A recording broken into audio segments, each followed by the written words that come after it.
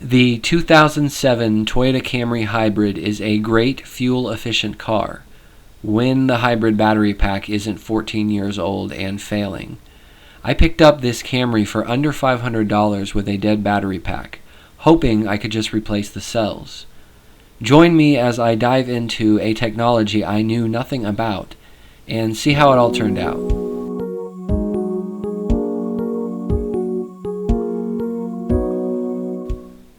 After talking with an EV hybrid battery company in China, I picked up a full set of replacement nickel metal hydroxide cells from Enocar. From my research, I knew I'd also need a set of nickel-plated bus bars. The originals were likely corroded. By the time everything was ordered, I had spent $2,500 plus a $500 import fee, and a few weeks later the cells arrived. There are plenty of videos online showing the process, and the Camry's hybrid battery pack is almost identical to the first and second generation Prius packs, so it was easy to find step-by-step instructions. I replaced every cell, reassembled the pack, and the car drove perfectly for about 6 months. Then the POA80 code came back. I pulled the battery again and load tested every cell under a 7 amp load.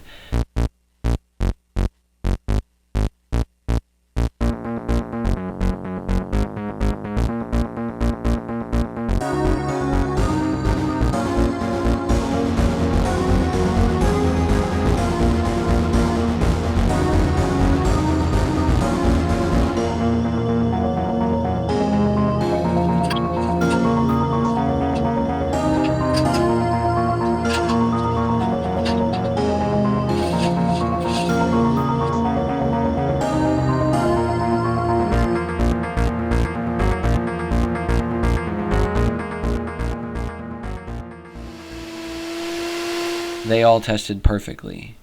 I was stumped and in the middle of attempting to repair my Isuzu. So I decided to hand the Camry off to a shop.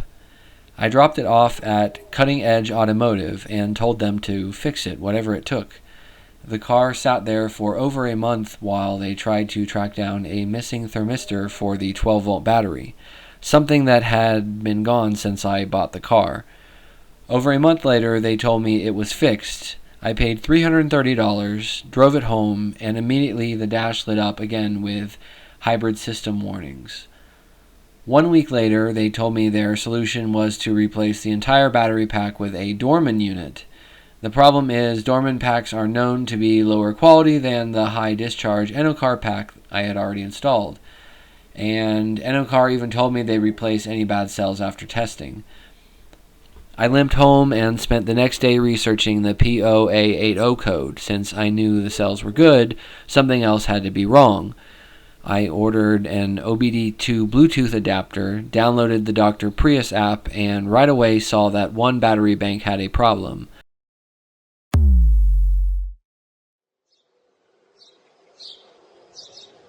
I pulled the pack apart again. The cells were fine, but the voltage sensing pins on the battery junction block were badly corroded. Even though I had replaced the cells, bus bars, and nuts, I had never replaced the harness that connects the battery blocks to the ECU. That turned out to be the real problem. I ordered a new battery junction block assembly from Toyota, and I am now going to put this harness in that battery pack and replace the old harness. Oh, hi. Hi there. How you doing? Alright, so let's get to work. Let's put this in there, and then we'll see how it reads, if it's corrected my battery voltage problem.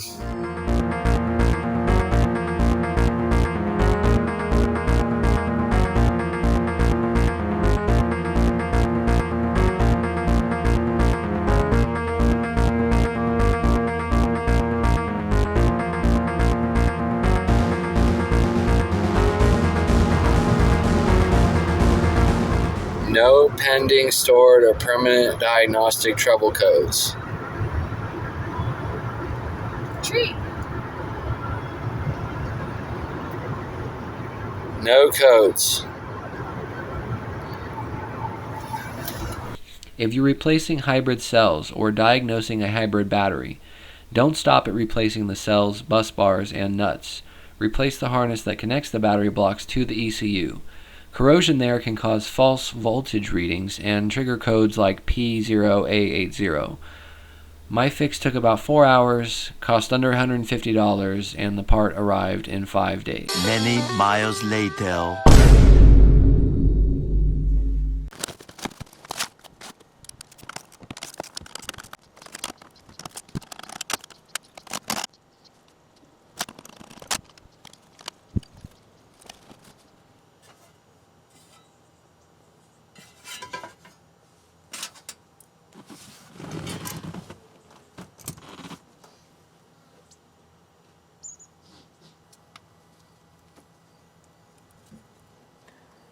Tape off positive battery and your high voltage.